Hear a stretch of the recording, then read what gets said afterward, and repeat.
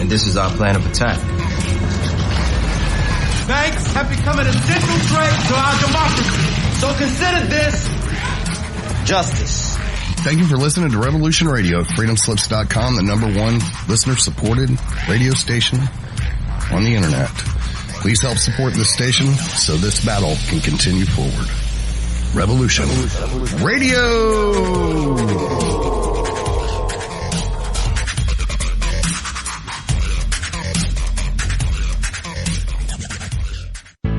Extendivite really works. Just listen to what some people have to say. Several years ago, I was developing a very severe situation. I called it my flippy heart.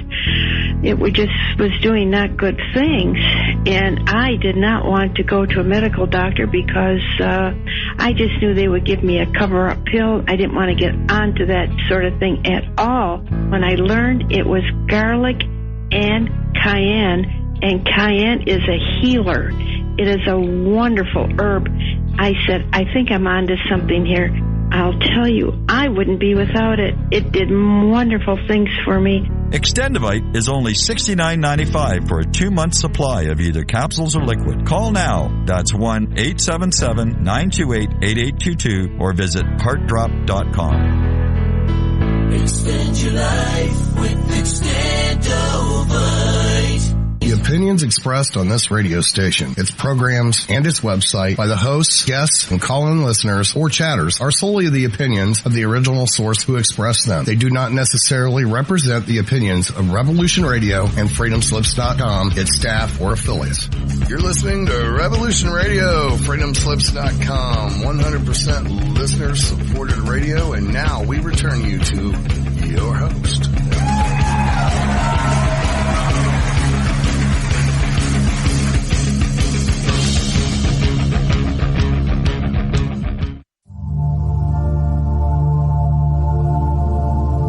Welcome to Sacred Matrix, a divine paradigm of love and universal consciousness, with your host, Janet Kira Lessin and Dr. Sasha Lessin. Together, we transform the world. And now, here are your hosts, Janet Kira and Dr. Sasha Lessin. Hello, everybody, and welcome to the Sacred Matrix on Revolution Radio. And I'm your host, Janet Kira Lessin. My co-host is Dr. Sasha Alexis, and producer is Thomas Becker, also known as a Mad Pager. And we are on Revolution Radio, Studio B. Our guest today is Eric Mitchell. And Eric was a struggling single father in 2013. He never believed in the paranormal and would scoff at those who did. That summer he awoke outside in front of an orange glowing crap. And that was only the beginning. For the last 6 years, he's been dealing with the visitors. Eric's been counseling abductees and alien encounters for the last 5 years since having his own encounter and facing the harsh reality of this phenomenon and its effects on one's life. He has dedicated his time to helping others who have had the misfortune of experiencing extraterrestrial encounters firsthand, along with educating the public and ufologists on this subject, which has made him a highly sought-out speaker and lecturer on the topics of UFOs, abductions at UFO conferences and on radio, TV broadcasts, and documentary films. Eric is currently writing a book on his experiences, and I think I'm getting feedback. Let me turn off the speaker here. And is working with others on a documentary film of his encounters. Dr. Lessin, hi, sweetheart. Sound check. You there? Hello? He's on mute. Unmute, honey. Unmute. Alrighty. I don't know what he's doing. All right, well, I'll start. Go ahead. I'm on now. Oh, good. You can't hear me. Say hi. I can hear you now, yes. Oh, yeah. So, I'm really, Adrian, I'm really interested in Skynet, and the other thing is this idea of... We're on with Eric Mitchell. We're on the wrong show. That's Wednesday's show. This is today's show. It's Eric Mitchell, who's in Contact the Experiencer. And I think you have your speakers Hello, Eric. Hello. I'll just tune in a bit. I think I'm on the wrong place. That's the first he's ever done that. He's looking at our Tuesday show coming up. Okay, well, Eric, welcome to our show. Sorry for that. We're like the two stooges. I was struck by your description. You said it's people facing the harsh reality of this phenomenon and its effects on one's life. Anyway, so I guess they've had the misfortune of experiencing. So I've had people that I've interviewed that have been all across the board. Some think it's great, some think it's horrible, some are kind of neutral. So I'm really curious about your experiences. So how about you start from the beginning? When was your first encounter? How old were you? Where were you? What part of the world? And we'll let you talk for a few minutes, 10, 15 minutes, and then we'll start asking questions. Sure. I mean, if you go really, really far back, I just spoke with my mother. I told her, I said, look, you're not going to like what I'm doing, but I'd rather you hear it from me than, radio, television, stuff like that. And she kind of sat down and looked ashamed and looked at me and told me I was taken when I was a kid. And I specifically remember one night of missing time, and she described so many things that she absolutely must have seen what she absolutely saw. So my personal memories is July 28th, 2013. I woke up at around 4 o'clock in the morning, and I was standing in my my driveway. My left shoulder was facing the front door, and my right shoulder was facing down a short, dead-end street. And just above the street was a 35, maybe 40-foot diameter, glowing orange sphere. And I was really confused because I didn't know what I was looking at. I was thinking about blown transformers and optical illusions, ball lightning. You just go through those things through your head, like what could this possibly be? And as I woke up, because I literally woke up while I was standing outside, the more I became conscious, the more I was aware that this bright light didn't light up the neighborhood the way it should have. It kind of just kept to itself. So it really, really bothered my my way of thinking, So I couldn't wait until sunrise so I can see what the optical illusion was, and I'd be okay. This was, what time was this? You said you woke up, so you were like sleepwalking, or were you abducted and returned? What do you think happened that you woke up in the driveway? I can only speculate at this point. I could say sleepwalking, but I honestly have no recollection of getting outside, so I really don't know. Okay.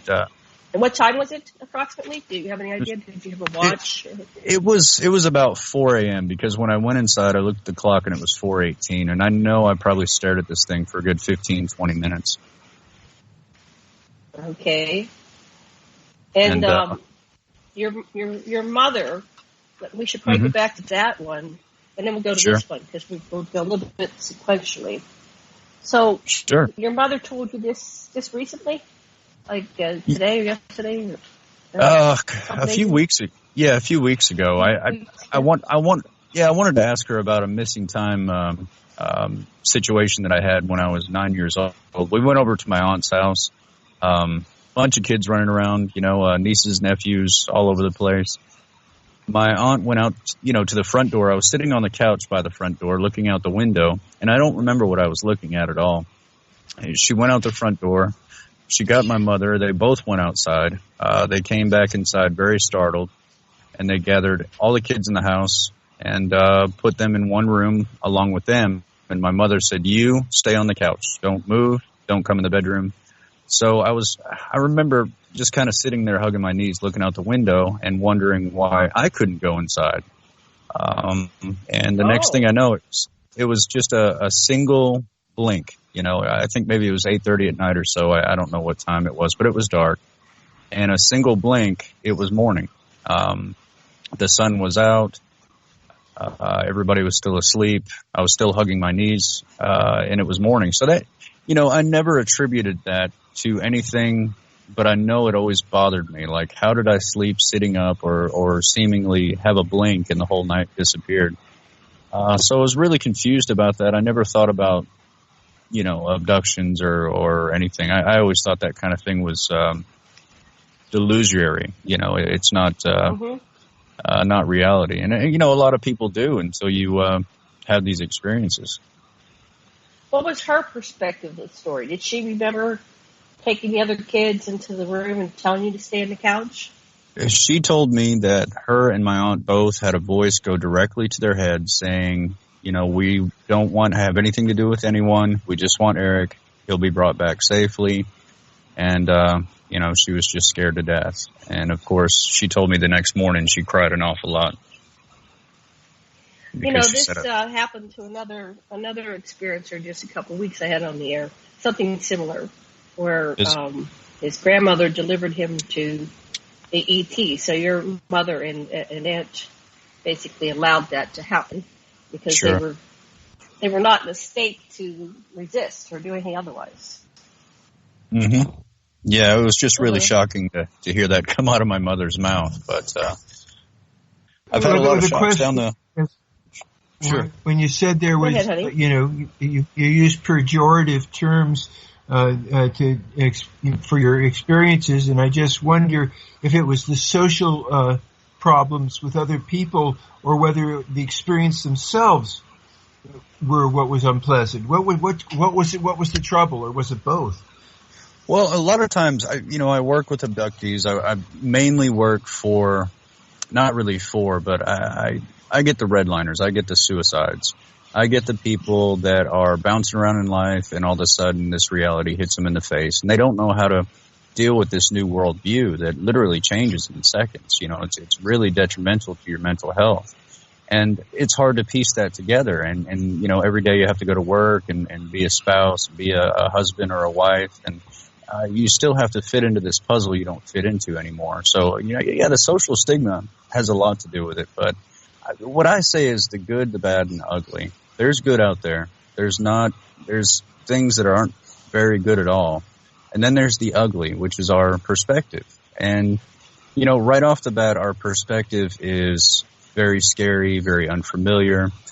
Fear only derives from things we don't completely understand. There's people that swim with sharks, they understand sharks. You and I don't, so we're not going to go swim with them because all those blanks in the shark world that we don't know about keeps us in fear. So the things we don't really know about, it's scary. You see a bug you've never seen before. It's a scary thing. It might bite, it might sting, better not pick that one up.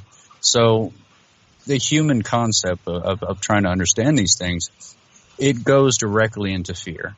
And over time, people start to realize that this wasn't bad.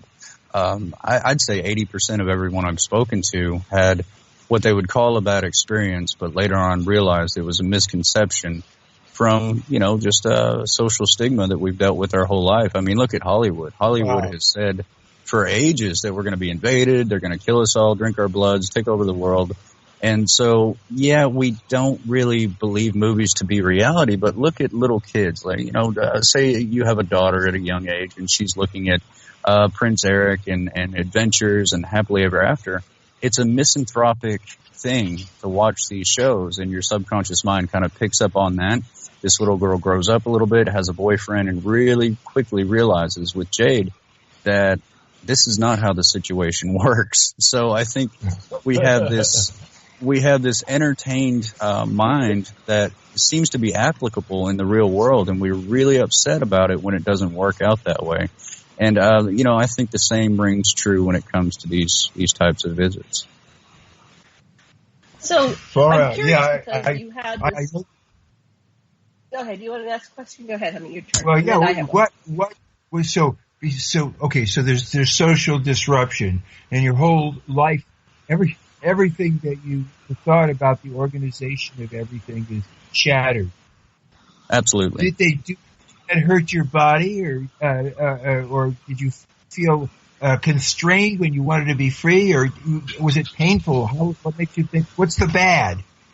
Well, yeah, I do. I have a laser incision from my nipple to navel that I woke up with on one occasion. Another occasion, I woke up to my daughter screaming. I ran into her room, and there were holes, not scratches, not pock marks, not bug bites. These were literally holes. You could put a full drop of, water in each one of them. They were that deep. And I stopped counting. Oh, gosh. You can't even protect your own kid. Oh, that's terrible. I see what you mean. So how many, oh my God. How many holes did she have? How many holes did she have? Because I've had those holes. Yeah. Right. Between the elbow and the shoulder cuff is the only two places it was on each arm. I stopped counting at 174 on her left arm. But as I started looking, her mouth was open, her tongue was kind of backed off into her mouth, and she couldn't speak, and she just pointed at my arm. And I looked down at my arm, and both of my arms had the same thing. So I immediately took her to the pediatrician. I've known him for about 15 years. We golfed together. He had no idea. He was a pediatrician for over 30 years. He had no idea what he was looking at. What he told me, he said, the fact that they're not bleeding or pussing is just daunting. He said the skin is so dehydrated, it's keeping them from leaking any type of fluids. He said he's never seen anything like that before. He wanted me to get vitamin E oil and a few precautions to prevent scarring. And if it persists, that we needed to see a dermatologist. At the time, I had gotten a hold of Kentucky State Director Mufon because I wanted to understand what was going on. There was no way I could believe little green men and abductions. There's just no way. But did with you have this crap, radiation readings on your arms? Yes. The forensics was 2 to 3 times normal radiation. So yeah, the forensics are really, I guess, really neat. I was a lab rat at the time, but they found a lot of things. Yeah, I mean, it's a case, which is a closed case. It's not open to the public. It's still being scientifically studied. But it's been extensive for about 6 years now. So pictures, videos, witness statements, multiple states, multiple areas, ground trace evidence. It just goes on for miles. So, but was anybody else in your house when that happened besides you and your daughter? Were you the only 2 people who were home? No, my son as well. He anything happened to him? Yeah. We all 3 woke up with a triangular type of piece of skin missing out of the left-hand side of our foreheads. He was pouring Rice Krispies. I was actually sleeping on the couch, as crazy as I could possibly be. I had a 380 under my pillow. I had a flashlight. I was just anything that got near my front door. I was scared to death, protect my children. This craft was coming almost every single night. Now, the second time I saw it, the first time was 4 o'clock that morning. 9:30 that night, I kept looking up at that area, and it just kind of slowly blinked on, like if you were to turn on a light bulb, but just very, very slowly would blink on, move slightly to my right, blink off, and then, keep repeatedly doing that until it circled me, and then it just completely above my head. It flashed twice, and it darted away at unprecedented speeds. No wishing sound, no sonic boom, nothing. Did you point your weapon at them?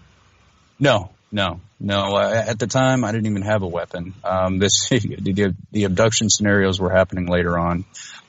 This was the second encounter. It got maybe 15, 20 feet away from my face, literally, and then it took off. All I felt was vibration. I didn't really feel any heat or anything coming off of it. The third time was the very next day. I had bent down to tie my shoe, and I felt a vibration on the top of my head. And it's almost like somebody just turned the knob up all the way. The vibration and frequency hit me so hard that I went the rest of the way to the ground. I felt almost as if there was a giant magnet over me, and I kind of shifted from side to side. How you put a magnet over something and wiggle it back and forth, you'll shift it side to side, and that's what I was kind of feeling. You could have kicked me like a football, and I wouldn't have felt it. I mean, that's how harsh this vibration was. I was aware that I was vomiting, but only because my throat was open for a long period of time. I had loss of vision that night. I had my skin looked like it was sunburned. I think maybe 10, 15 seconds, this thing held me down. I finally pushed myself off the ground and looked directly above me, and there it was. And then it shot off directly the opposite direction it did the night before. So I crawled into my apartment. I laid there for a while. I crawled into my apartment. I was scared out of my mind. And I laid on the bathroom floor and passed out. And I woke up 5 o'clock the next morning, of course, in a dead panic. Jumped in the shower, fully clothed. Just laid there until the hot water ran out. And then I went straight after cranberry juice. And as soon as that stuff touched my lips, I was so dehydrated that I was just pouring cranberry juice down my shirt, just from, trying to get as much in my mouth as possible. Whatever happened that night caused savant syndrome. I was not a very smart guy. I had a very low IQ. Living in the South, deep Southern accent. I talked very, very slow. I was very uneducated. You wouldn't recognize me when it comes to that anymore. Wow. Now, do you get this sense that this was extraterrestrial or our technology, reverse engineered? Well, in the beginning, I thought it was maybe some kind of military experiment. My neighbor across the street, his name was Dan. He spent 8 years at Wright-Patterson Air Force Base. After that thing knocked me down, I wouldn't come outside for an entire week. I was scared to death, And finally, Dan came to my door, and we were talking, and this thing came right up over the trees. And Dan he kind of noticed I wasn't paying attention to a word he was saying, and he turned around and he saw it coming over the trees and dropping down into the yard, and he freaked out. He couldn't believe what he was seeing. It gently just floated right back up and disappeared. And so we talked, until about 3 o'clock in the morning, and he said, "Those are UFOs." And I turned to him and I said, "You're out of your mind. You're talking about UFOs. No way." And he was trying to talk sense into me. He was saying, "Look, it takes 17,000 gallons of jet fuel to get a rocket into space, and that thing just took off, with obviously no energy source." And he just went on and on and on and on. He said, "Whatever that is, it's not from here. We have a lot of talk at Wright-Patterson Air Force Base. We chase these things on radar. It's well known up there. People whisper about it." And about 3 o'clock in the morning, I couldn't accept what he was saying, but, I put it in the files. It just, it's hard. You spend your whole life, and this is a make fun of type of subject, Marvin the Martian, your whole life. It's a funny thing. It's not real. So it really, what I wanted to do is just kind of have a, daydream that I was, getting delusional. I needed, psychological therapy, maybe some medication, maybe 6 months to a year, I'd be fine, and this isn't real. This isn't happening. Because you really want to hold on to your worldview. That's something you want to protect. And people get really ignorant when they want to protect their own worldview. I mean, they'll look at facts and throw them away just to be able to hold on to that. And now I know why it's so important to do so, because, in the beginning, you're just completely lost with everything that you've ever been taught, everything that you've ever been told or shown is a complete perspective or narrative pushed by an outside, force instead of what you know to be reality for your own self. So it gets pretty sticky. It gets really tricky to, try to look into perspectives and where they derive from and how they should be. And it's a very curious thing. Do you have any idea why you and not the other children when you were 9? Is there something special about you? Were they all the same, related, the same family, or? Well, we all had different dads. My DNA is very different, especially my ALX4. It's going to be expensive, and it's going to take some time to really dig into that and find out why. But yeah, I do have some. What is ALX4? It's a part of your genetic code. Your ALX2 is basically where any type of mutations or anything like that can happen. it's going to be in your ALX2. But I have a what seemingly looks like a mutation in my ALX4, which is kind of impossible. A basic construct is a basic construct, so it's going to build itself that way, replicate through childbirth, and keep going.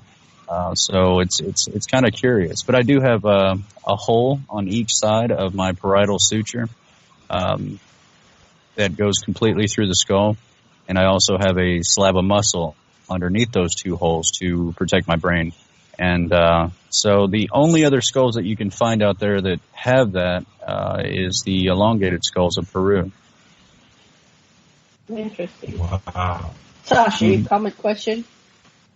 No, not a question, but from my perspective, is when you are able to embrace both the worlds that you encounter with extraterrestrials and your everyday world, and handle them both, like you're doing right now, that seems to me like quite an achievement. It's like you really are being centered. It's wonderful, actually, what you get because you've had to do this.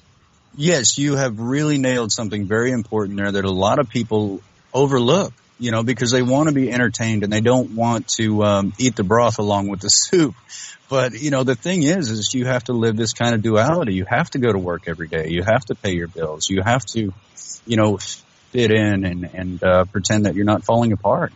But at the same time, you kind of are. And it's a really hard balance. I have to say, if I wasn't a single father at the time, with no family or no one to help me, I would have crumbled. I definitely would have. But I had to stay strong for my kids. And I don't think I'm strong enough today to go through something like that again. Because look at the pattern. Look at the pattern. It was your love for your children that got you through it. It was love that broke the matrix. Mm-hmm. Absolutely. And speaking of perspective, when my fear started to kind of go away from this object, the military started showing up with helicopters. They were spotlighting people. More and more, this is a small town, so more and more people showed up on a nightly basis, taking pictures, wanting to see it for themselves. Common consensus around town is that I was calling down the devil because I do live in the Bible Belt.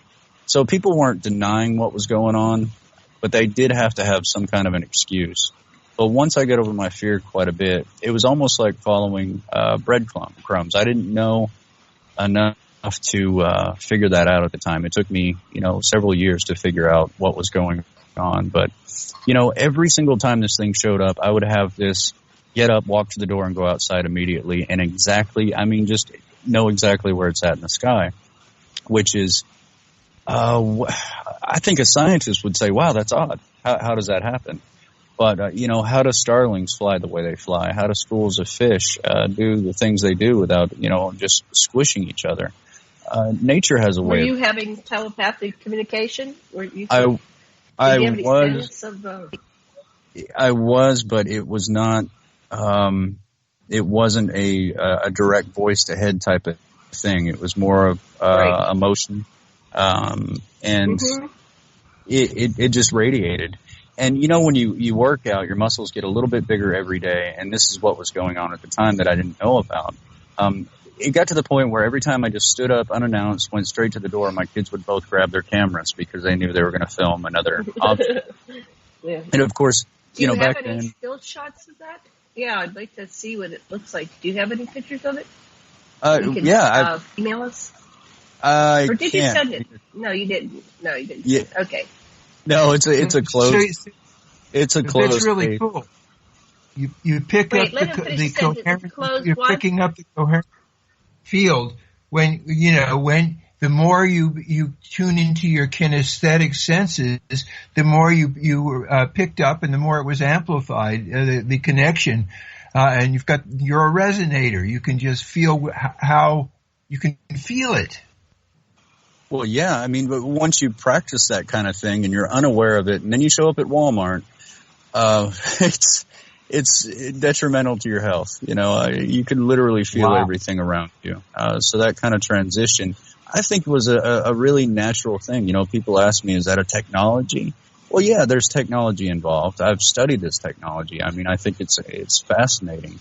You know, when I said I had loss of vision, the only thing that really could do that, because I wear reading glasses to see far away and close up, and an optometrist will say, well, you must have gotten really close to a high-powered magnet because that's the only way that would happen.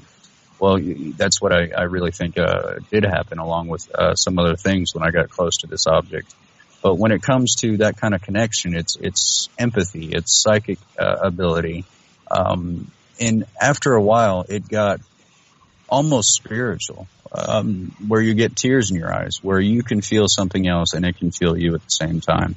And that started to get stronger as well. And a lot of people, I think, you know, toward the end, when I had maybe 20, 30 people out there, I'm not calling people to come to my home. These people were strangers. They heard about it around town. Military choppers were showing up. They were, you know, spotlighting everybody.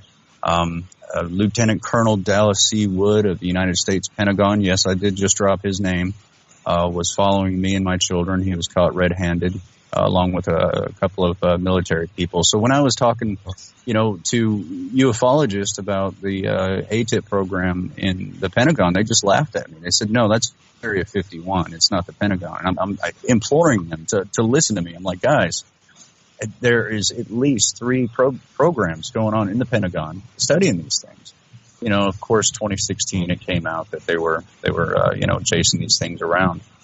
But somebody guide me here before I get lost. There's too many directions to go. Well, let me go back. So I had go ahead. You want to Jen. take a question? How do you? Okay. No. I was just go ahead, Janet. You got to talk now. Okay.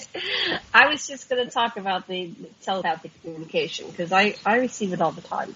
And it's not words necessarily. It's kind of like constructs, right?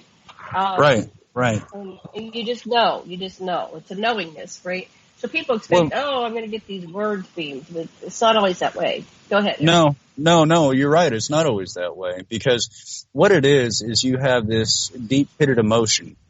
And this emotion needs to go through a filter, your brain. And your brain has to articulate it in a way where it makes sense. So it is really, really difficult when you're not in tune with yourself to really try to articulate the emotion or the impression that you've gotten. You know, a lot of people look at a Coke can and they say, wow, that's Coca-Cola can. I'll recycle it. When I look at a Coke can, I no longer do that. I look at every instance in my life, at the movie theater with a Coke can, at a friend's birthday party, on the beach with my parents when I was a little kid. Every impression and emotion that ever gave me is exactly that. But we think in such a shallow process that it's just a Coke can. Instead of having that emotional meaning of what this item means to you, it is just that moment of now instead of everything that it ever meant in your lifetime. So I think we have a really shallow way of looking at things after, you know, me having these experiences because I never thought that way before. So when I look around at plants and things of that nature, it's just I have a lot more to say, a lot more depth when it comes to that because that little monkey in the back of our mind, you know, I call it the gotta monster. I got to go pay bills. I got to get coffee. I got to drop the kids. That thing will bug you until the day you die if you let it. And just shut it up, let everything be quiet, and you'll have a lot more to really take in. So, Sasha, go ahead with your question. I didn't have a question, honey. It was so long ago. I don't have it anymore. Whatever. Okay. Yeah, make notes for yourself so you can go back. So I wanted to go back to the savant things. Now, how many children do you have? I have 4. You have 4 children. And they've all 4 children have had experiences or just the 2? Just the 2 that was living with me at the time. I adopted 3. And I had 1 of my own, and of course we had the divorce and everything like that. So, you know, the other 2 children were staying with me part-time, and 2 were staying with me full-time. Both of which that had these abductions and experiences were both blonde-haired, blue eyes, RH negative. Okay. So, and the other they were your biological children, or they were the adopted children, or a combination? One of them was, one of them was not. Yeah. Okay, so it's blonde hair, blue eyes. Now, did they have the same savant phenomenon happen to you that you did? Where you were accelerated?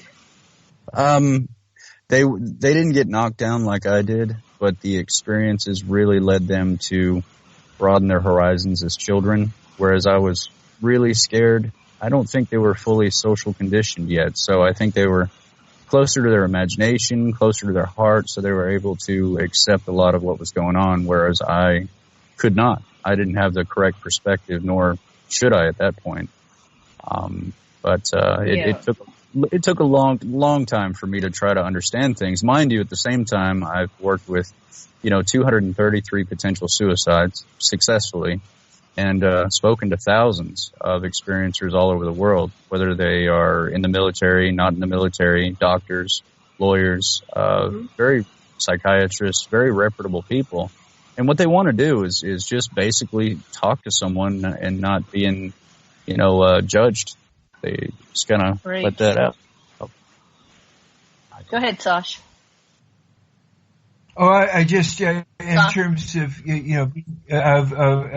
not assuming hostile intent of something or someone that looks unusual. That's, I think it's a wonderful story that Janet has about a being that plagued her when she was a child, and it took her a long time to get what that being was. But what I personally remember that was like that is I was out in this dirt, we live up a dirt road, and this pig that weighs the same weight as I do saw me, and he's about 50 yards away, and he started coming toward me. So I ran a little faster, and the pig ran faster. And this went on for about 2 miles, and I'm all puffed out, and the pig finally catches me, and he comes up, and he nuzzles my hand, and he wants me to pet him.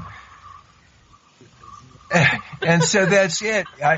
There's nothing to fear. This was a nice pig. It didn't do me any harm. It was just my own fear that was doing this.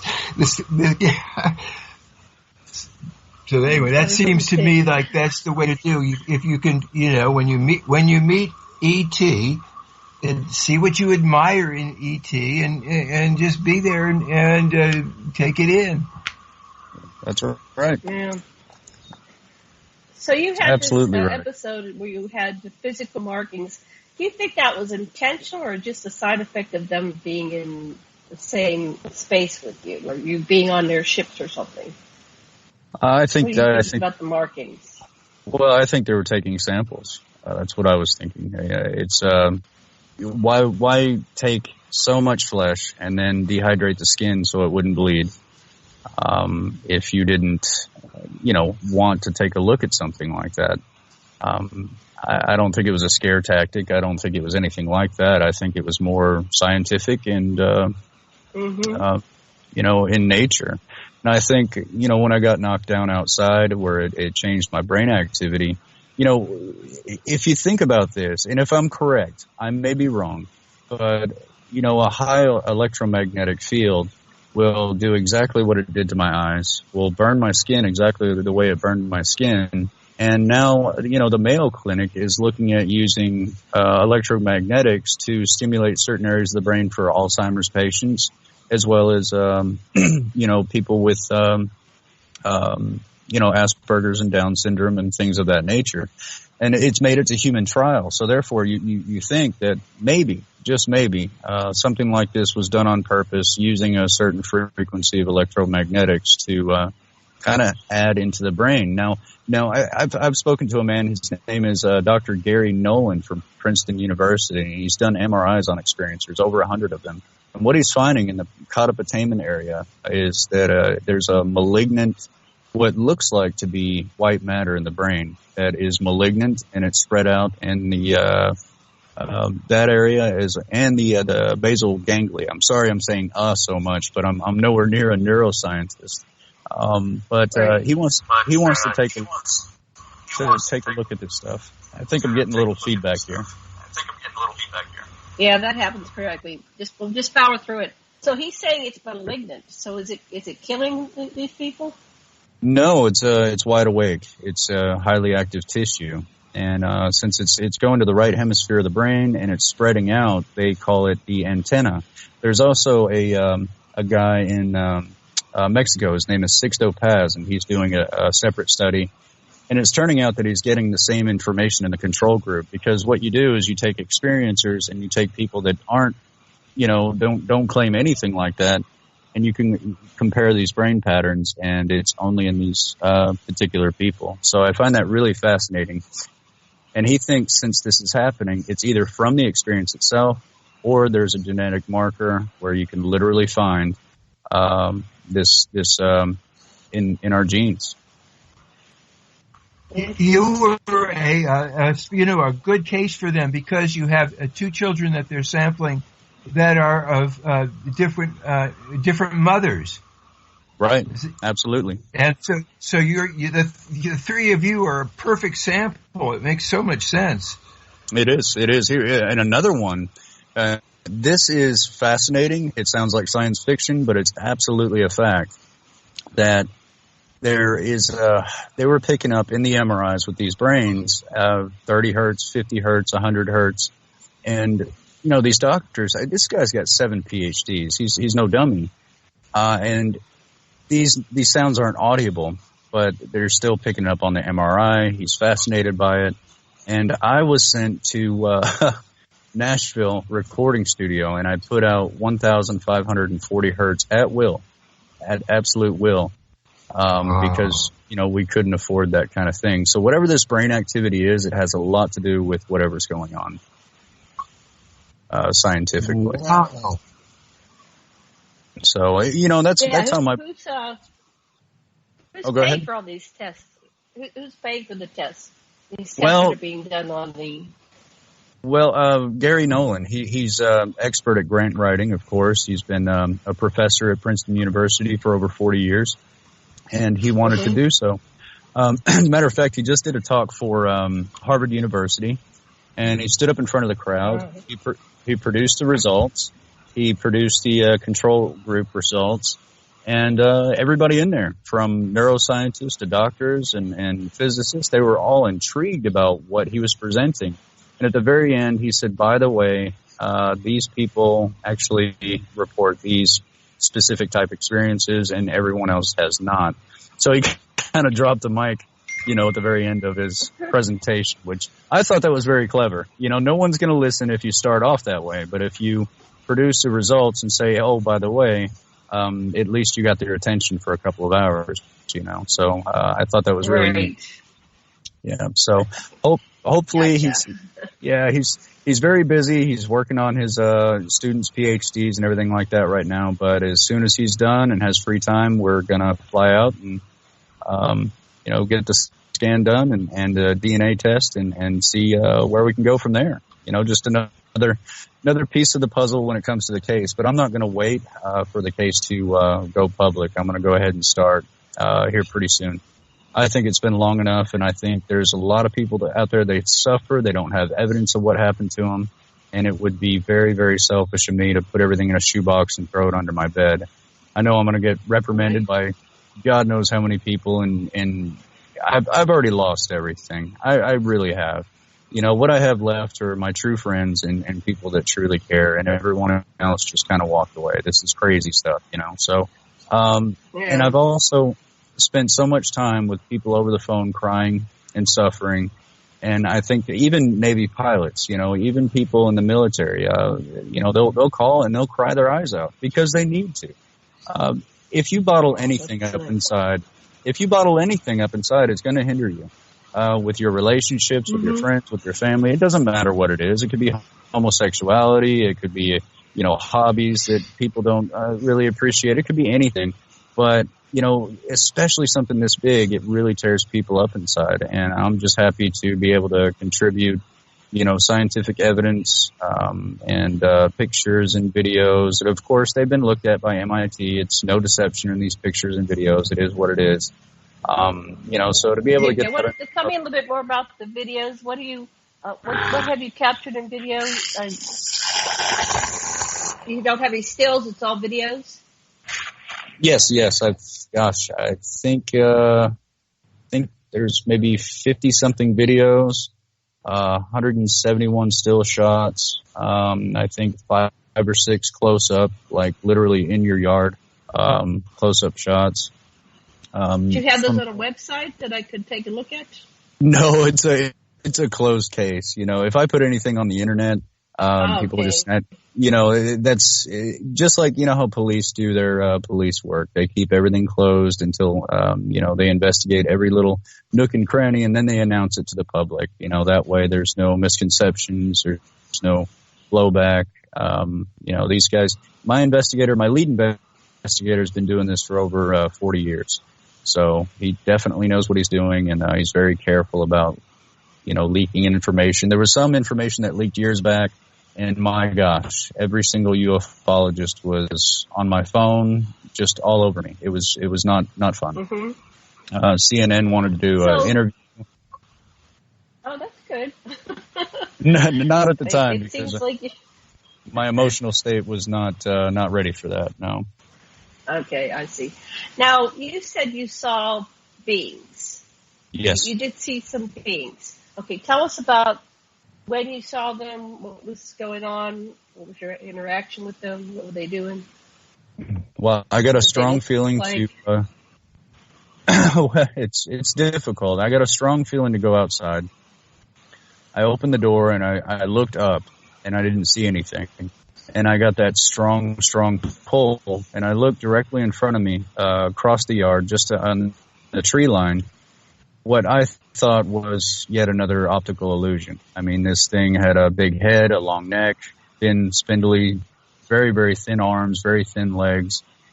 And my daughter walks up right next to me, looks up at me and says, "Daddy, he wants to meet you." And it was so calm that it was scary, you know, that she would be so calm. I was frozen, and I had these hopes jumping all around my brain going, okay, this is definitely an optical illusion. There's no way this is what I'm looking at. So what I wanted to do was walk to my right away and do kind of a horseshoe type of pattern to where I can see the light coming off. It looked bioluminescent. So I'm thinking there's some kind of light bouncing off a trash can, and it looks just like, you know, a bipedal type of structure. So by the time I got around and 10 feet away, I realized that this thing was alive. I was feeling it. It was feeling me. And I put my hand gently in my pocket. It's almost like you realize you're 10 feet away from a bear in the woods. You go, oh, my God. You know? So it's that kind of shocker that where you raise your elbow up and you put your arm on your chest like, oh, gosh. I slowly put my hand back down and put it into my pockets, and its shoulder jerked really, really fast. And it went from calming to everything's okay to fight or flight. I took off running. I'm screaming at my daughter. She's filming it at the same time. And I'm saying, run inside, go inside. And she's like, Daddy, no, he wants to, you know, and she's saying, Daddy, no, it's okay, it's okay. So she wouldn't listen. I threw her up over my shoulder, and I ran inside and slammed the door shut. And I locked the deadbolt. You know, this is supposed to be rational thinking. I locked the deadbolt so we were safe. Right. But you have the being light on, is on just basically looking at something that's not supposed to be real, and your mind reacts. No control over that. You know, and I look back and I regret that. There's a way of getting control over that fight or flight thing, and Whitley Strieber talked about it in his books, and I've actually been able to get control of that. I've had them come into my bedroom and, you know, just stand by my bed and then have the conversation. Now, I'm older than you. I have seen that, yes. 65. These seem to be... Yeah, these things were really different from the one I saw outside. I wish I could make sense with this, but I woke up, that one was different than the other ones that have been in your house? Yes, very, very different. Okay, so go ahead. Okay. The first one, the one I saw in my yard, it was a bluish, whitish. It looked like bioluminescence, like you would see in sea creatures or something like that. Right. Very, very. The frontal cortex in the front of the head, it seemed to have a split in the middle. The brow ridges were very, very prominent. The rest of it, with the small nose, the tiny mouth, almost no ears, that was the case as well. But when I woke up in my room, I woke up and I grabbed my phone. The sunlight was already shining through. It was 7:30 in the morning. And I look at the corner of my eye and I see a little bit of movement and this being is facing my nightstand, and he's not looking directly at me, and he's got something in his hand that, I gotta say, it looked a lot like a cell phone. It was just a flat black piece, and this thing was intently looking at this technology, whatever it was. And as soon as it noticed that I was sitting up and I was awake, it turned and looked at me and just kind of faded out. I mean, literally faded out. I really even hate saying that, but it just disappeared. And I know I was awake. I know I wasn't having, any kind of dream state type of thing or sleep problems. I mean, I was wide awake. I was thinking about kicking up and getting a cup of coffee, kissing my girlfriend. Look, when the fading out happened, was there an in-between stage where you could see through the being, yes. But you could still... Yes. There was. Yes, absolutely. Absolutely. It was solid, then see-through, and then gone. Thank you. And absolutely, I mean, no sleep paralysis, anything like that. It was as if I was looking at anyone. But it had gray skin, very, very thin. Its head did not look right because how could such a big head fit on such a tiny neck? But the back of the skull was very crescent shaped, and it was flat underneath. And I don't think I've ever seen a picture online or anything like that of it, but it was just a very, very prominent skull. Mm-hmm. Capensis, yeah, we call it. Yeah. How does such a small neck support such a large head, honey? You're an anthropologist. Any thoughts? It depends. As what happens is when you don't have to use your jaw to defend or tear stuff, the jaw gets more and more smooth and gracile, and the chin tends to recede because it's not. And when you don't have speech as a major function, that's another reason for that getting a smaller and smaller jaw down there. That's one of the things that happens. When there's in the meditators that they've dissected, what gets bigger is the pineal gland, and it gets these like blue crystals in it. And somebody that's been meditating their whole life, and the crystals even multiply when they're taken out of the skull. As far as the back skull goes, almost all those people are said to be way, way smarter, like Akhenaten, and those people are, they've got twice the cranial capacity, and they got little scrawny bodies. Definitely makes sense. So you started having these experiences when you were seeing the beings, not just the craft. You're seeing the beings. How many times has that happened to you, or approximately? I don't. Just three times. Just three times. Okay. I have felt way more comfortable being close to the craft and communicating that way.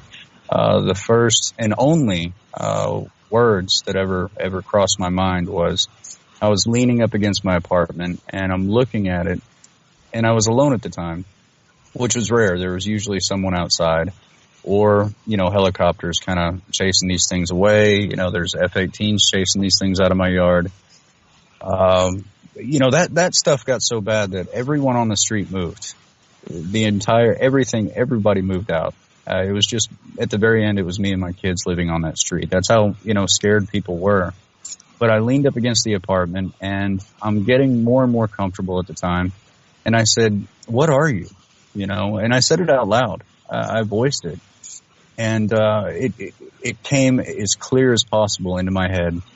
It was kind of scary. It was almost like someone was standing directly behind me, talking in my ear. But it said, "To look is not to see. It is merely to observe with what little we have to offer."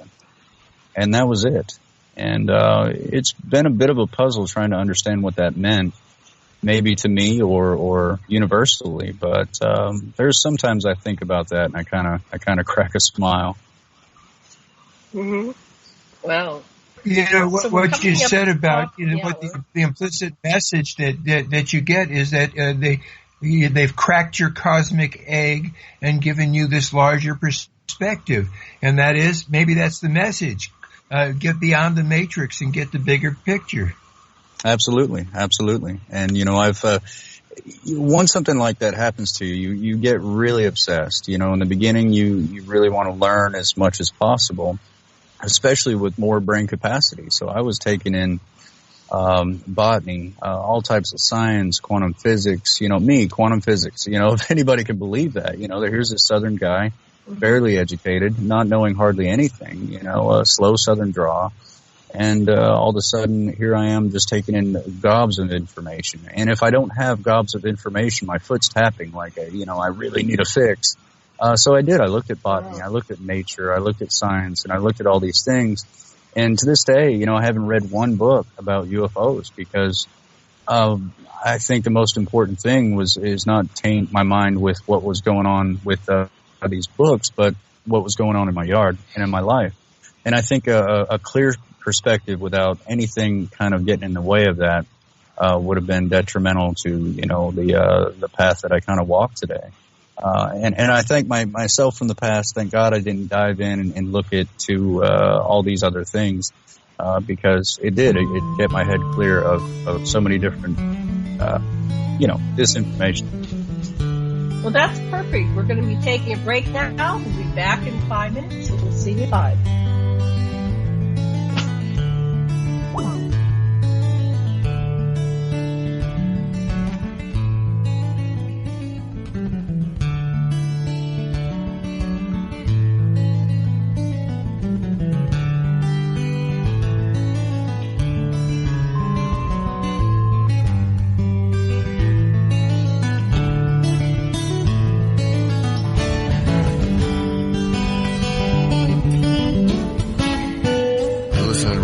Radio at freedomslips.com. We'll be right back after this message.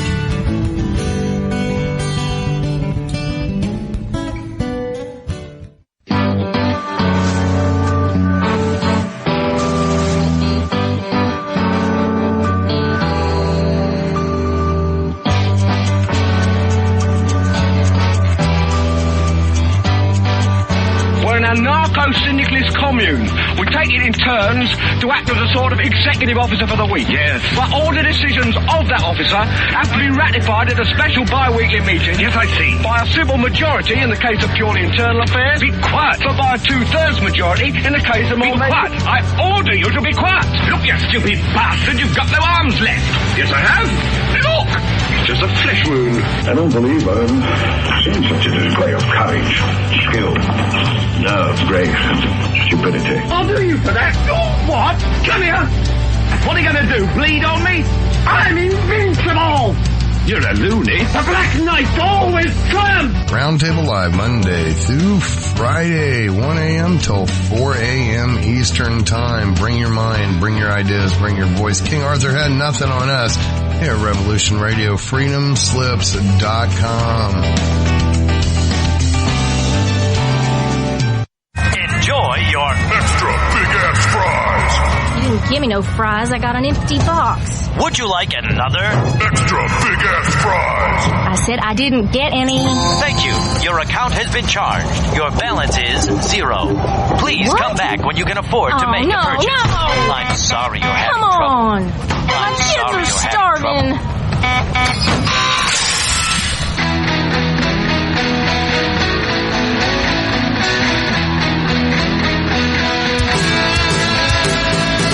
Thank you for tuning in to Revolution Radio.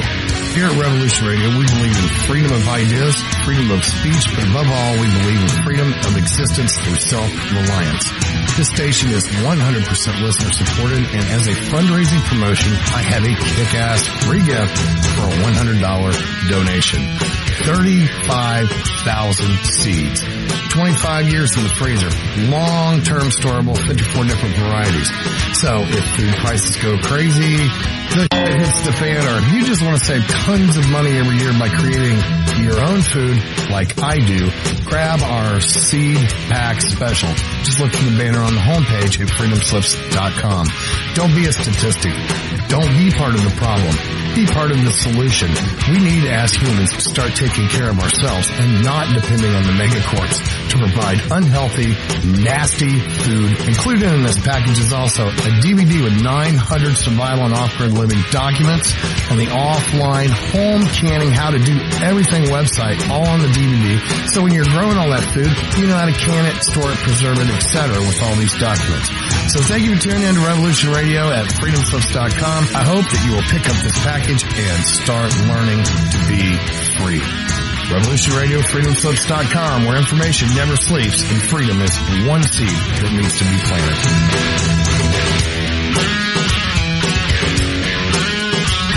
What we do in life, it goes in eternity.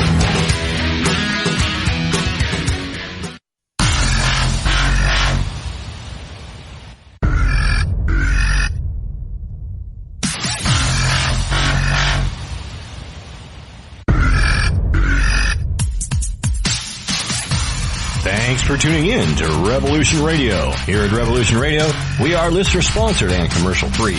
But there still are bills to pay. In order to raise some needed funds to cover the cost, our station is offering a silver special.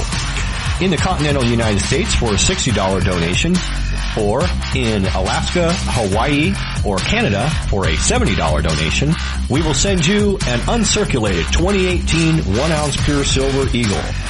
The $70 donation, the extra 10 is to cover shipping, by the way, outside of the continental United States. When making the donation, you must put Silver Eagle promo in the notes on the donation. And thank you for tuning in to Revolution Radio at revolution.radio and freedomslips.com. Without you, there is no us. Revolution Radio, where information never sleeps.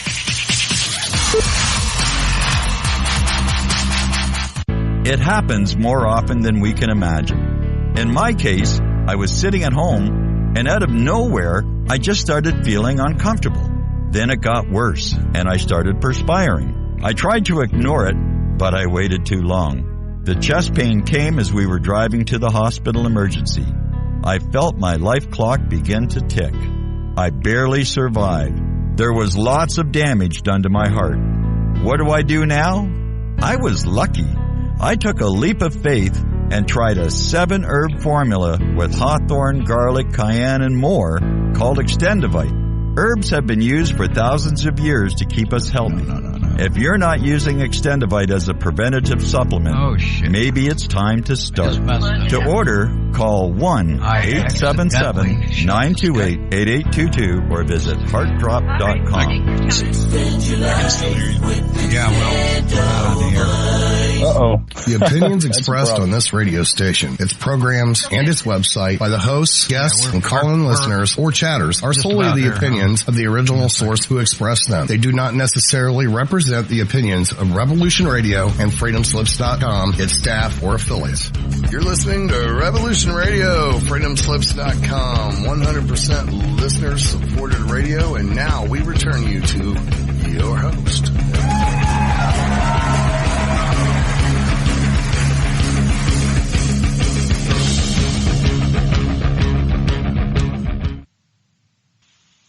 Aloha and welcome back to the Sacred Matrix on Revolution Radio, and I'm your host, Janet Lessin, with my co-host, Dr. Sasha, Alex Lessin, and our producer is Thomas Becker, also known as the Mad Painter, and our guest is experiencer Eric Mitchell. We'll get back to him in just a minute.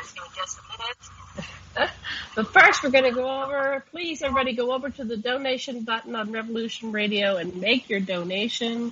We really need your donations to keep us on track and keep bringing these shows to you. The Mad Painter, do we have any stats? Do we have any specials? No, ma'am. No, ma'am. Okay. That's fine. Okay, Dr. Lessin, before we bring back Eric, what would you like to say?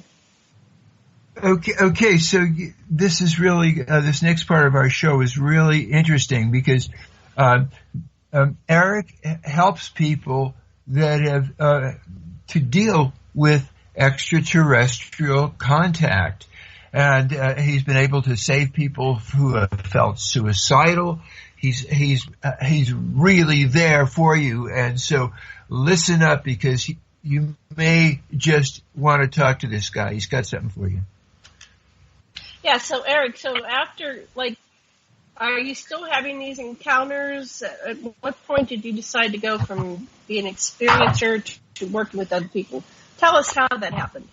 Well, my investigator's not a normal MUFON investigator. When you have an experience or you take pictures or have a video or maybe even a witness, they collect the evidence and take it to MUFON, and that's how it works. And a lot of people have a feeling of, wow, they just feel empty about it. There's no gratification, there's no advocation. They just feel even more empty about, these so-called investigations. There's a lot of good MUFON. There's not, there's also questionable people when it comes to morals and telling the truth. And you're going to have that mix anywhere you go. So that's not to pick on MUFON, but my investigator was there with me 4 hours at a time, 5 hours at a time, helping me deal with this worldview change, helping me deal with, all these things that were going on, because he himself is an experiencer. He knows how it is. And a psychiatrist would understand the process of death, losing a spouse or someone close. So he performed that kind of miracle for me. And one day I was bawling my eyes out, and I asked him, and I said, look, what could I ever do to repay you for helping me?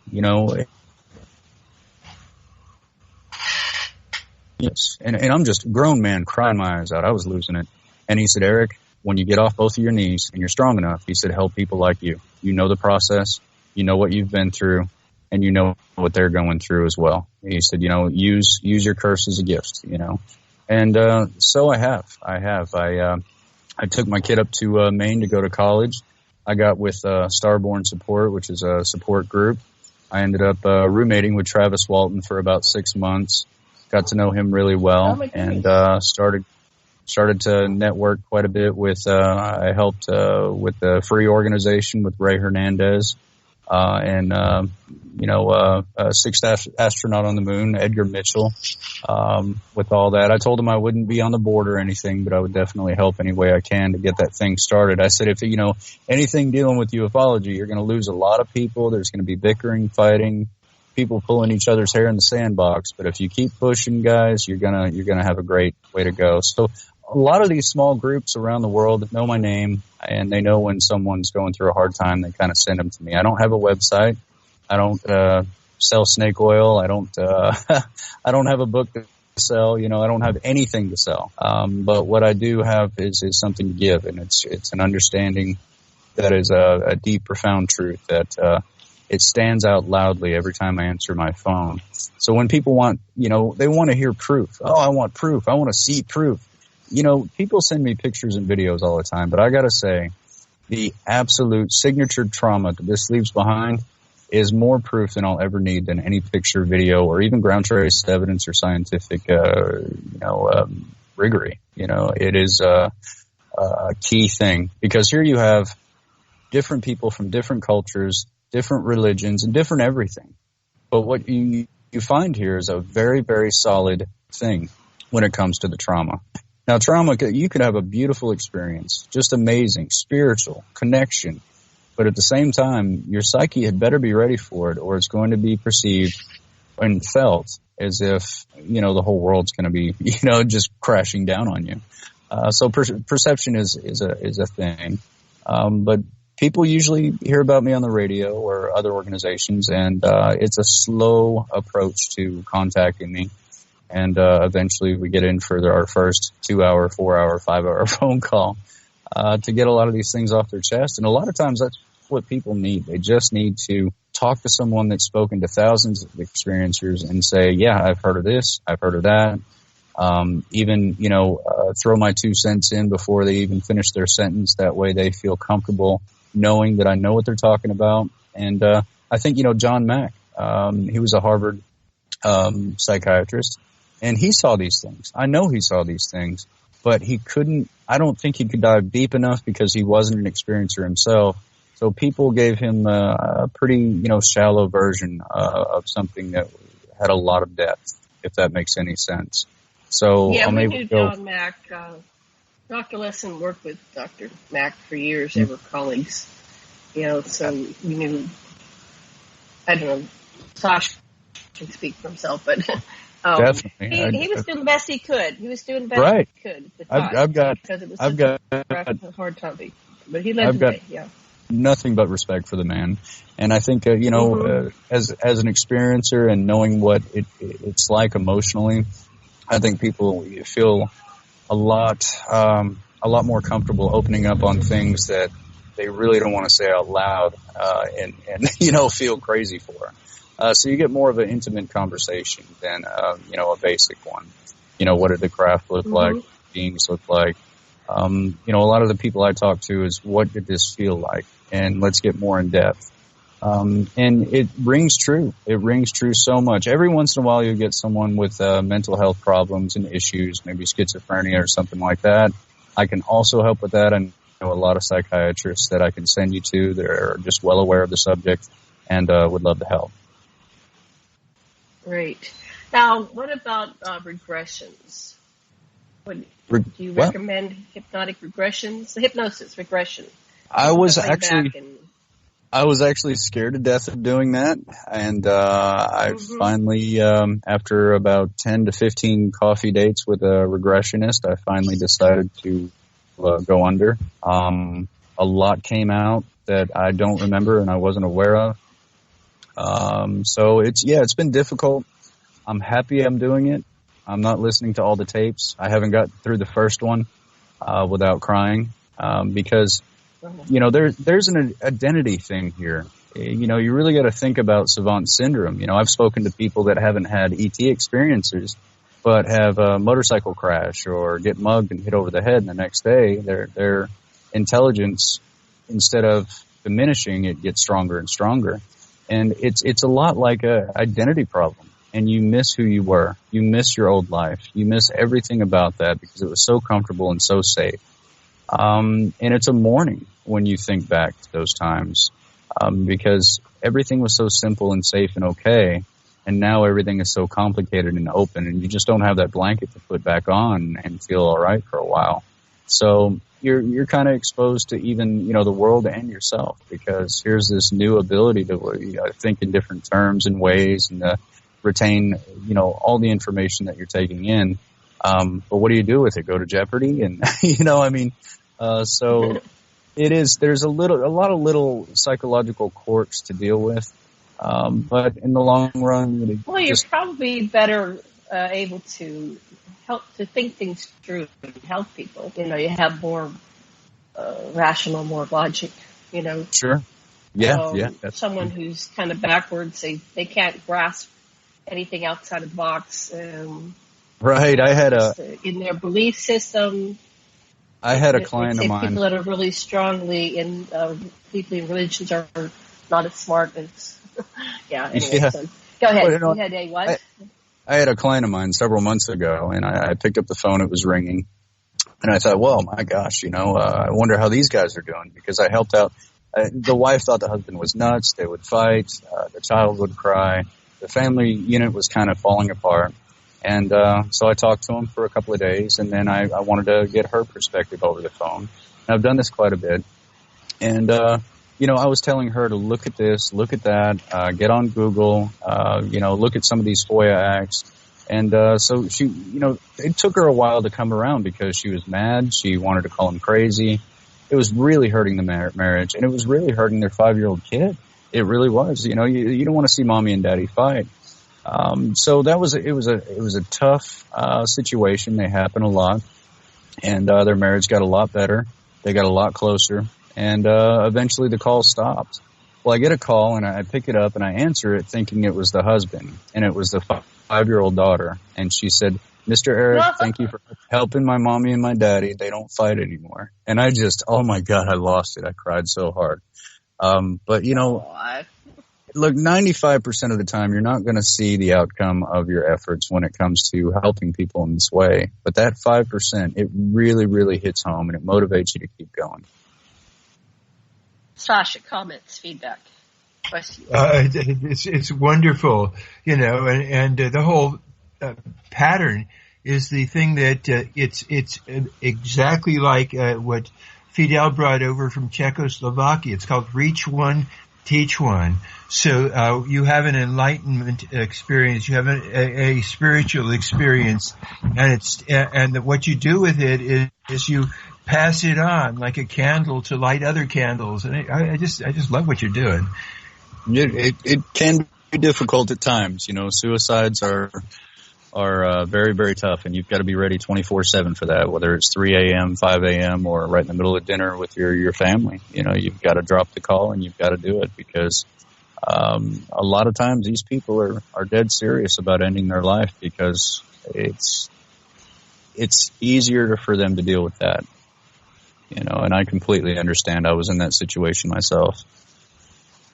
So first of all, do you have a job or anything you have to do, or your whole life is really devoted to this? I mean, what do you do with your... No, I don't charge. You're independently wealthy.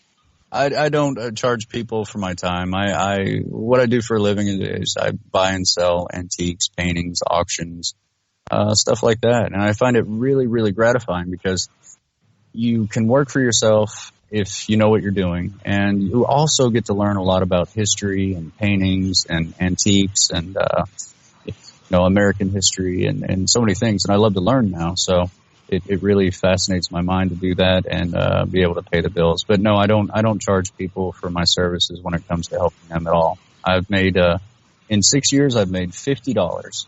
I've done a lot of talks, I've done a lot of radio, I've done a lot of stuff, but I did a talk in Las Vegas once, and the lady that asked me to speak literally shoved $50 in my pocket saying, "You have to take this," So I can't say I haven't made any money, but I think $50, versus probably 6,000-7,000 hours, is less than minimum wage, if my math served me correctly. Oh yeah, way less. So what do you do when someone calls you and they're suicidal? Give us an example. Well, you've heard of shadow boxing, right? You related to suicide? Not sure. Well, okay, go ahead. It really is. You really have to stabilize the situation, but at the same time, let them throw their shadow punches. Let them get the aggression out. Let them get the sorrow out. And everyone's an enemy at that point, even me. So the only way is compassion. The only way is understanding. And the only way is to really let them let it out. They want to let it out really, really bad.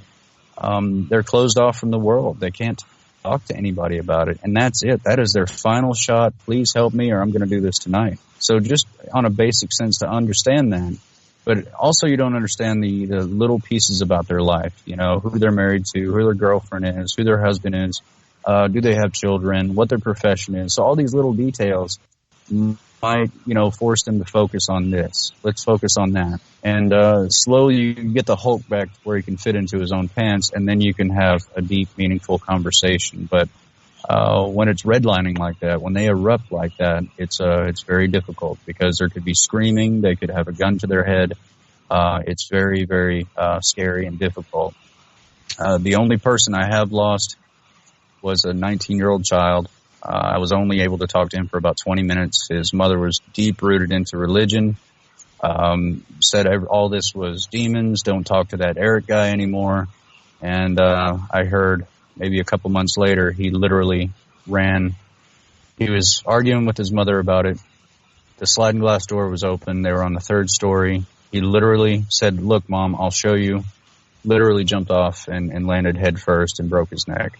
So I was unable to help him because he was unable to call me. But I still, that will always bother me. But under the circumstances, I had no way to help the guy. Right. So let's talk about some of your success cases. Like, what are some of the happy things that have happened? Oh gosh, there's just been too many. There's been too many, and I get phone calls. One or two examples that stand out in your mind. Well, I did help a lady in where was she? I want to say Minnesota, but that's wrong. She was up by the Great Lakes. Can't remember where she was at. I helped her out, and I ended up helping out another guy And I got those two talking because they had such similar, experiences and all that. And that really helps other experiences. And don't just talk to me. Here I know some other people you can talk to, and they can feel more open and realize there's so many of us out there, it's ridiculous. But they actually ended up getting married. And so I thought that was wonderful, an entire marriage based off of, suicidal thoughts and fear and closed off from society. And now you share a bed with someone you can say anything to. I mean, that was just an amazing success story. And they're in their 70s. It's not, Great. You want to jump up and get married in your 70s, but it's great. It really is. I find it useful if a person's thinking about suicide to, well, imagine you killed yourself and now there you are in your coffin maybe, and each person importance to you comes up to your coffin and you know what's in their heart and you know what you want to say to them. And you go through this whole, when you write your own obituary and talk your own funeral talk and so forth. And by the time that's through, they realize all the unfinished business they've got in life. They're just so motivated to still be alive. That's a really good way for some people, anyhow. Absolutely. To quote a good friend of mine, Mike Stevens, I hope he doesn't mind me saying this, but he once said that we don't have a UFO problem. We have a people problem. And all the time, all the time, these people try to contact ufology thinking they're going to get some kind of help, and they get stonewalled. They really do. And mainstream ufology is not interested in helping. They don't want to gratify them at all. They want to talk to military pilots. They want to talk to the most credible people in the world. So the people that are left behind are the majority of the people on the planet that deals with these experiences, and they have to do it alone. They're clammed up, and once that happens, they don't feel like they'll ever get any comfort, any release, or anything like that. So, once they just have the ability to have one conversation and feel comfortable, they're liberated. Their life has changed. Mm-hmm. And that's all it takes sometimes, to go from a rage of I want to kill myself to, hey, there's somebody like me out there. Thank God I'm not alone. And you have to be really careful with that too, because people will cling to you every 5 seconds, if you allow them. But you've got to wean them on onto their own 2 feet if that's their personality trait. But once they do, it's usually a success story. Sometimes they'll need to talk, introduce them to other experiencers. There's hundreds of thousands, if not more, here in America. And so it's really nice. I did a camp up in Maine, and we had 70 experiencers show up from all over the world. And I thought that was really fascinating because we had doctors, we had lawyers, we had 2016 presidential candidate, we had Steve Bassett from the White House. I mean, it was just an amazing show up. And people tend to drop their facades and what they did for a living to define who they were, and they really opened up as just natural people. And the conversations, it was just like hanging out with children. They were just so open and so happy for being so closed up for so long. And people were literally crying when it was time to leave because they had reality right there, and now they have to go back to this facade that's not 100% reality to them. Yeah, I find it really crucial when people do have a facade or a social personality, that part knows it will come out and still serve them where they need it to serve. But would it give them permission to experience a part that they've been stuffing down? And so once you have acknowledged that you have that other side, like you say, that's all you need. It's got its entrance. You now know that there's a choice in how you're reacting.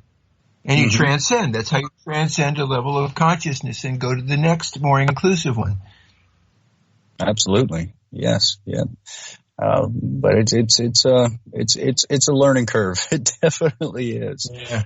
But consciousness through a keyhole never saw the whole room. And I think love, for a lot of people could be a state of emotion, or a state of mind. But essentially through consciousness, you understand it's a state of being. And, it takes a while to get there, but it's a fulfilling place. Mm-hmm. Wow. Not to say there's not troubles in life, because the yin and the yang, they have to exist. If you're happy all the time, you wouldn't know what happiness was. You've got to have a dose of sadness here and there to learn to appreciate it. Challenge. The challenge that makes you rise to the occasion. The evil that you see is what motivates you to correct it. Mm-hmm. Absolutely. Even space, you have matter, you have dark matter. Everything has to have an opposite. They don't make people with fronts without backs, so... it is. So your children that were exposed to this, how are they doing? Are they both grown, the ones that had the abduction experiences? Are they grown now? Yes. My daughter's a scientist, and my son is getting into engineering. So how are they doing? How are they emotionally and psychologically? They're doing well. My oldest daughter, she has gone to, see a therapist here and there over some things. And my son seems to be doing really well when it comes to those experiences, because I think it's because he was so young at the time that his indoctrination wasn't, anywhere near complete when it comes to what we call today's society. So I think it really opened him up to, in so many different ways, in ways of thinking and seeing the world. So it really essentially helped him quite a bit.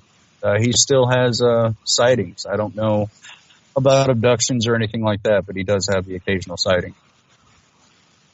What do you think was the purpose of your sightings? Did they use for you in a breeding program? Do you have any insight into why you were chosen?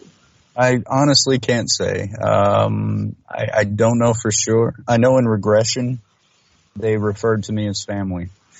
That could be taken in so many different ways. It could be a literal sense. I mean, we could find that under a microscope. It could be a family as in bipedal neighbors. It could mean so many different things. But maybe one day I'll get answers. But right now, I think I'm okay with all that I have.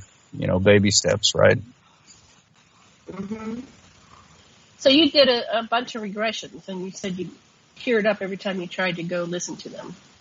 What did you get from the regressions? What greater understanding did you have? Well, I was outside in the middle of the night. Now, regression, I didn't know that you would be able to smell the smells. I didn't know that you would be able to hear the crickets. I didn't know that it was literally just like being there. And it's a memory that I don't really consciously have. It came out of my subconscious. But I was standing outside in the middle of the night. An orange glow came from behind the trees. There were 3 beings speaking to me. And I tried to tell myself this wasn't real. It wasn't happening. And I asked them, why me? And they said, because you're you. And I said, well, why are you doing this to me? And they said, well, it's important because you're family. So it was just vague answers. And I don't remember having that conversation consciously at all. It just came out of my subconscious, which is also a lie detector test, because your subconscious has no idea how to lie. It remembers exactions instead of, ifs. Did you ever give your consent? Did you ever say, I want to do it? I volunteer. I sign up. No, absolutely not. I didn't know anything about the subject. I thought it was something that, conspiracy theorists talked about. It didn't ever cross my mind of even being real. I just one day it all began to happen. I think as long as I've come and as far as I've come with a lot of answers, the technology, the science, the neurology, there's so many different things that are tangible. They hold bathwater, And I enjoy having those answers. You know, it takes the elusive questioning out of the way, and it puts some real solid answers in your hand. Wow. But on the other hand, you have a lot of this elusive thinking and impressions and so many different questions when it comes to that. And of course you yearn, you definitely have to find out. I always want to know more, but I can't, like I tell a lot of people, keep your mind open, but not so open that your brain falls out. That makes sense. For me, it's like the fear that you had for your children, that you were willing to take a lethal weapon to these other beings if they threatened to hurt your kids again. I mean, wow, they put you on the edge. Absolutely. There is nothing, and I repeat, nothing more horrifying than a grown father that has no way of protecting his own children. There's nothing worse than that. And so I think there's a lot of things that blinded me in the beginning about a lot of situations. I've come across things that were very, very familiar, but they were not nice. You know, people like to tell me they're all good and they're all bad. I think when the spotlight is on you, it is on you from every point of view, when it comes to the military, when it comes to good contact, and also when it comes to not so nice contact. You know, a lot of people experience a heightened sense of psychic ability after an abduction. They also experience a heightened sense of empathy and things like that. And I think it has a lot to do with dealing with a higher consciousness. You know, if you're trying to connect with someone with a 500 or 1,000 IQ, a lot of these people, you know, walk away with telekinesis for a week or two. They know what you're thinking. They know what you're feeling. They're well connected. 30 days, 60 days, 90 days later, it subsides to the point where they can take on everyday society without having those little quirks pop up on them. So I think that's a very, very interesting point and topic when it comes to that, because not a lot of people talk about that within ufology.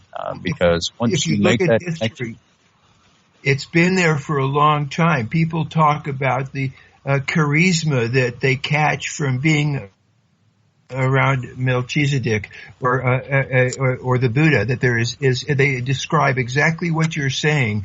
The buzz that they get when they get some of the charisma, the intelligence from an enlightened person or being.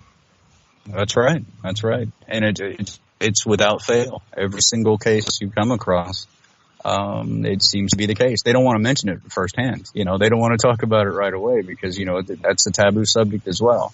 You don't want to go at someone, a perfect stranger, with a taboo subject and then throw on 2 or 3 more. You know, these people are very fragile. They don't want to be called crazy.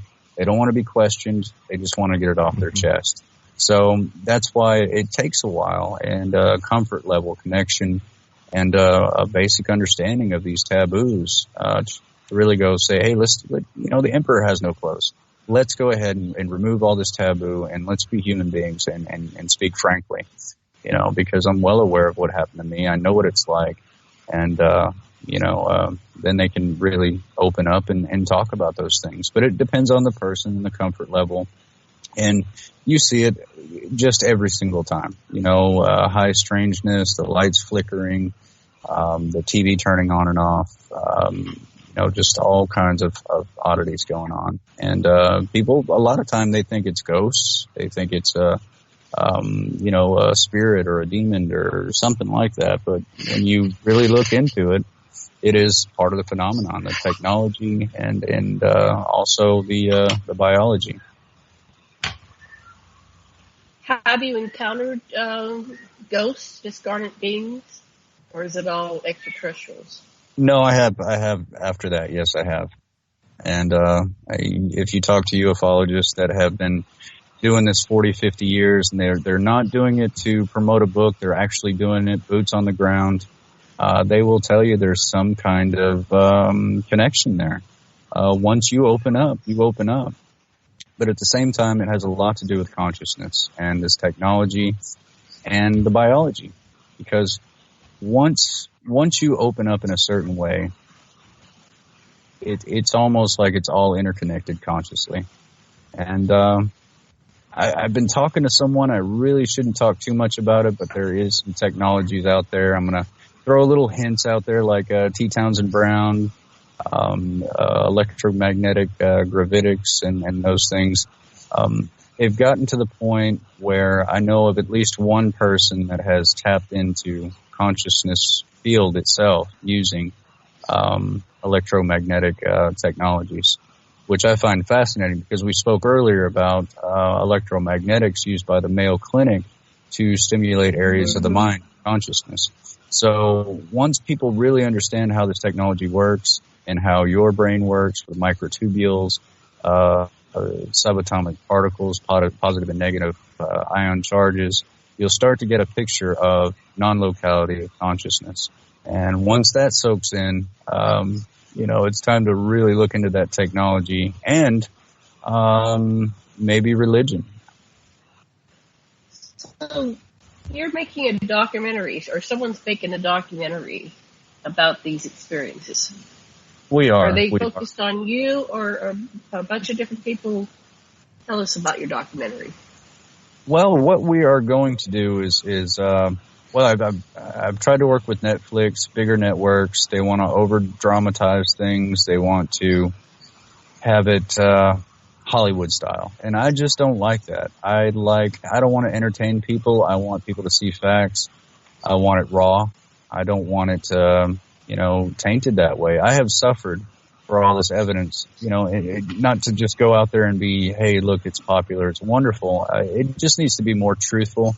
So I think what we're going to do is crowdfund. We're going to go over the evidence, the witnesses, everything that was recorded in the beginning, everything that's going on now.